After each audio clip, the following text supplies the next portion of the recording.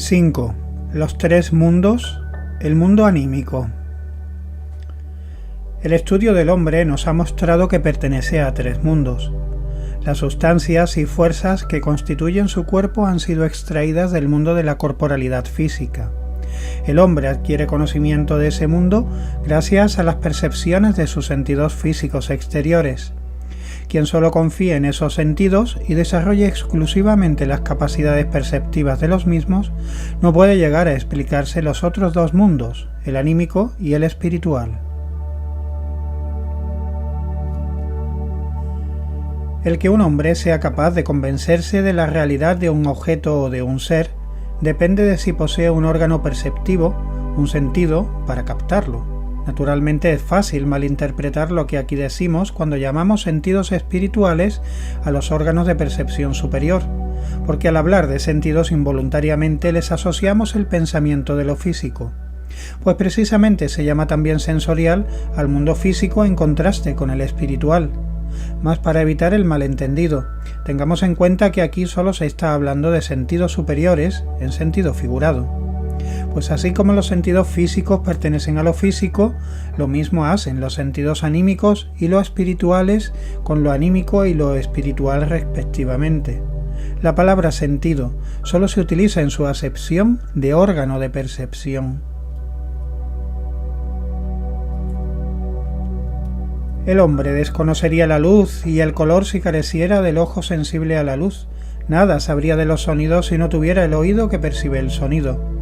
Refiriéndose a esto, dice muy acertadamente el filósofo alemán Lotze: sin un ojo que perciba la luz y sin un oído sensible al sonido, todo el mundo sería oscuro y mudo. No existiría ni luz ni sonido, como tampoco sería posible un dolor de muelas sin un nervio dental sensible al dolor.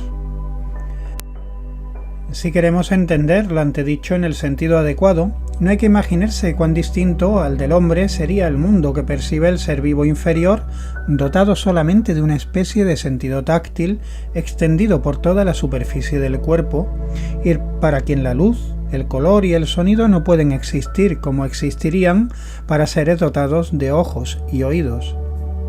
Quizás también les afecten las vibraciones del aire provocadas por un disparo si la onda expansiva les alcanza. Mas para que esas vibraciones aéreas se manifiesten como sonido, es necesario que exista el oído. Y para que ciertos procesos que tienen lugar en la sustancia sutil del éter se manifieste como luz y color, es necesario que exista el ojo.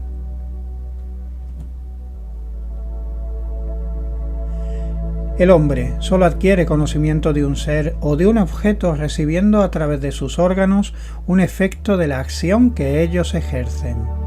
Esa relación del hombre con el mundo de lo real se expresa de modo excelente en la siguiente máxima de Goethe: en realidad, inútilmente intentamos expresar la esencia de una cosa. De lo que nos damos cuenta es de los efectos que ella provoca, y solo una historia completa de esos efectos abarcaría en todo caso la esencia de ese objeto.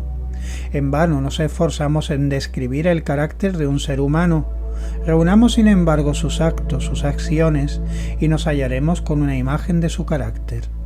Los colores son actos de la luz, actos y sufrimientos, y aunque los colores y la luz se relacionan de la manera más precisa, hemos de imaginárnoslos a ambos formando parte de la naturaleza entera, porque a través de ellos toda la naturaleza quiere revelarse especialmente al sentido de la vista. Del mismo modo, la naturaleza se desvela a cada uno de los demás sentidos. Así habla la naturaleza descendiendo a otros sentidos, ya sean conocidos, mal conocidos o desconocidos. Así habla ella consigo mismo y con nosotros mediante miles de fenómenos. Para el que esté atento, ella nunca está muerta ni muda. Sería inconcreto concebir esta máxima de Goethe como negación de la posibilidad de conocer la esencia de las cosas. Goethe no está diciendo que solo se perciba el efecto de la actividad de la cosa y que detrás de él se oculte la esencia. Su opinión es que no puede hablar en absoluto de esa esencia oculta. La esencia no se halla detrás de su manifestación. en realidad sale a la luz mediante su manifestación.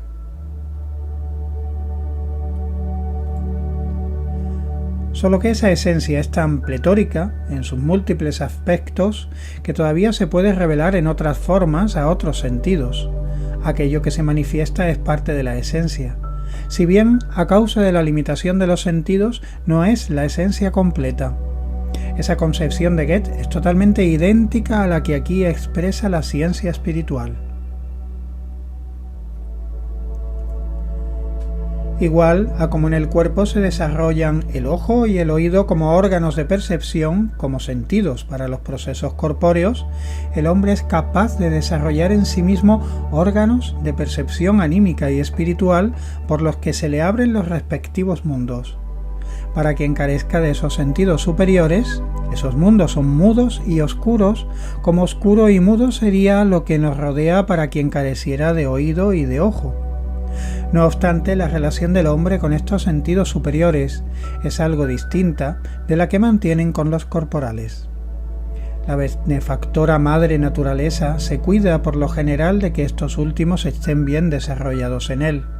Surgen sin que él intervenga, pero para desarrollar sus sentidos superiores ha de ser el hombre mismo el que trabaje para ello.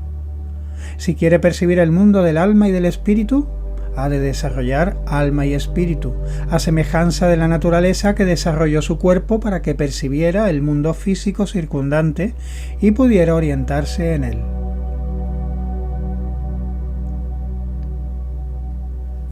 Esa formación de los órganos superiores que la naturaleza por sí misma no ha desarrollado no es por ello algo antinatural, porque en un sentido superior todo lo que realiza el hombre pertenece a la naturaleza.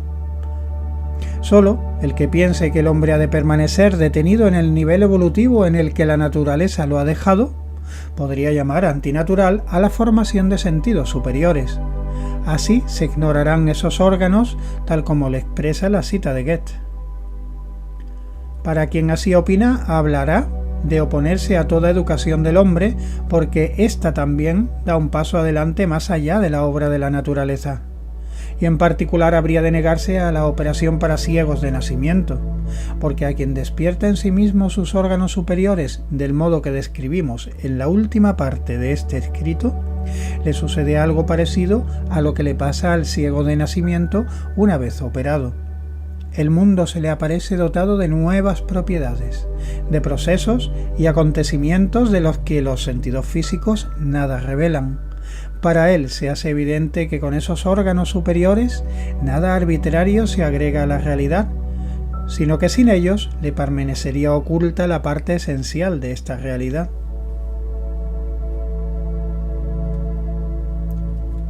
El mundo anímico y el espiritual no se hallan junto al mundo físico ni fuera de él, no se hallan espacialmente separados de éste. Así como para el ciego recién operado el oscuro mundo anterior se ve irradiado de luz y color, a quien se le hayan despertado los órganos anímicos y espirituales, las cosas que antes se le aparecían como fenómenos puramente corporales, le revelarán sus propiedades anímicas y espirituales. Sin embargo, ese mundo está también lleno de procesos y entidades totalmente desconocidas para el que no haya despertado los órganos del alma y del espíritu. Más tarde hablaremos con más detalle en este libro sobre la formación de los sentidos anímicos y espirituales. Nos basta por lo pronto con describir esos mundos superiores. Quien los niegue está diciendo tan solo que todavía no ha desarrollado sus órganos superiores. La evolución de la humanidad no se ha acabado en ninguno de sus grados, ha de seguir siempre progresando. A menudo nos imaginamos inconscientemente los órganos superiores demasiado parecidos a los físicos, pero habrá que aclarar que con esos órganos nos referimos a formaciones espirituales o anímicas. Por ello, no hay que esperar tampoco que lo que se percibe en los mundos superiores sea algo así como una materialidad sutil o nebulosa. Mientras se espere eso, no podrá llegarse a una idea clara de lo que aquí realmente se indica como mundos superiores. Para muchos no sería tan difícil, como es en realidad, tener conocimiento de esos mundos superiores, aunque en principio fuera solo lo más elemental. si no se imaginaran que lo que se le ha de percibir ha de ser como algo físico menos denso. Y puesto que presuponen algo así, generalmente no admiten en absoluto aquello de lo que realmente se trata, lo encuentran irreal y no se permiten considerarlo como algo que les satisface. Es cierto que los grados superiores de la evolución espiritual son de difícil acceso, pero lo que sería suficiente para reconocer la esencia del mundo espiritual, y eso ya es mucho, no sería tan difícil de alcanzar si uno fuera capaz de liberarse primero del prejuicio que consiste en imaginarse lo anímico y lo espiritual como algo físico más sutil. Del mismo modo que no conocemos totalmente a un ser humano cuando solo nos imaginamos en su faceta física exterior, tampoco conocemos el mundo que nos rodea si de él solo sabemos lo que nos manifiestan los sentidos físicos.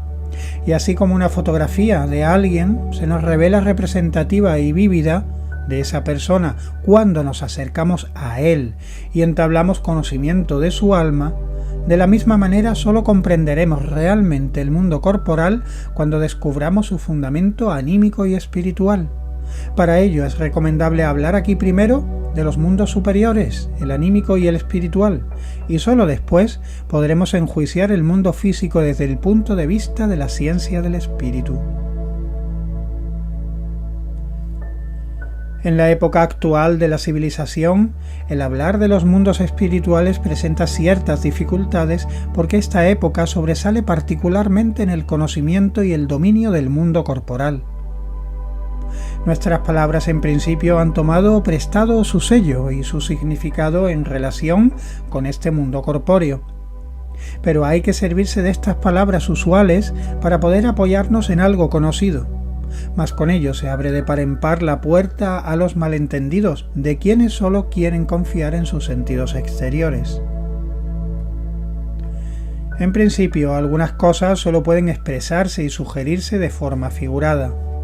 Pero es que ha de ser así, porque esos símiles son un medio por los que comienza a enseñársele al hombre la dirección hacia esos mundos superiores, a la vez que le impulsan a su propia elevación. De esa elevación hablaremos en el capítulo posterior, en el que se tratará de la formación de los órganos de percepción anímica y espiritual. Mas al principio el hombre ha de adquirir conocimiento de los mundos superiores mediante comparaciones. Solo luego puede pensar en abrirse paso a su visión particular. Lo que en este libro se menciona muy brevemente sobre los órganos de percepción espiritual, en el último capítulo, El Sendero del Conocimiento, puede hallarse expuesto con mayor detalle en mis libros, Cómo se alcanza el conocimiento de los mundos superiores, y en Mi Ciencia Oculta. Igual que las sustancias y fuerzas que constituyen y gobiernan nuestro estómago, corazón, pulmones, cerebro, etc., proceden del mundo corporal, nuestras propiedades anímicas, nuestros impulsos, apetitos, sentimientos, pasiones, deseos, sensaciones, etc., proceden del mundo anímico. El alma del hombre es un miembro de ese mundo anímico de la misma manera que su cuerpo es una parte del mundo corpóreo. Si queremos empezar por indicar una diferencia entre el mundo corporal y el anímico, podemos decir que este último es, en todos sus objetos y entidades, mucho más sutil y dúctil que el primero. Mas hay que tener claramente en cuenta que al abordar el mundo anímico se penetra en un mundo totalmente nuevo y en comparación con el físico. Por tanto, si aquí se habla de más denso y más sutil, no hay que olvidar que solamente se está sugiriendo un símil de algo que es fundamentalmente distinto. Lo mismo sucede con todo lo dicho sobre el mundo anímico en palabras prestadas de la corporalidad física. Si se tiene en cuenta, se puede decir que las formaciones y seres del mundo anímico están constituidas de sustancia anímica y son regidas por energías anímicas, como sucede en el caso del mundo físico con fuerzas y sustancias físicas. Así como la extensión y el movimiento espaciales son cualidades propias de toda forma corporal, La excitabilidad y apetencia impulsiva son propias de las cosas y entidades anímicas. Por esa razón también se llama al mundo anímico el mundo de los apetitos y de los deseos o mundo del anhelo. Estas expresiones han sido prestadas del mundo anímico humano, y por ello cabe decir que las cosas que se hallan en las partes del mundo anímico situadas fuera del alma humana son tan distintas de las fuerzas anímicas que hay dentro de ella, como lo son las sustancias y fuerzas del mundo corporal exterior, de las partes que componen el cuerpo físico humano. Impulso, deseo, apetito son términos que describen el material del mundo anímico. Llamaremos astral a esa sustancialidad. Si se tiene más en cuenta las fuerzas del mundo anímico, se puede hablar de la esencialidad apetitiva. Pero no hay que olvidar que la diferencia entre sustancia y fuerza no es aquí tan distinta como la del mundo físico.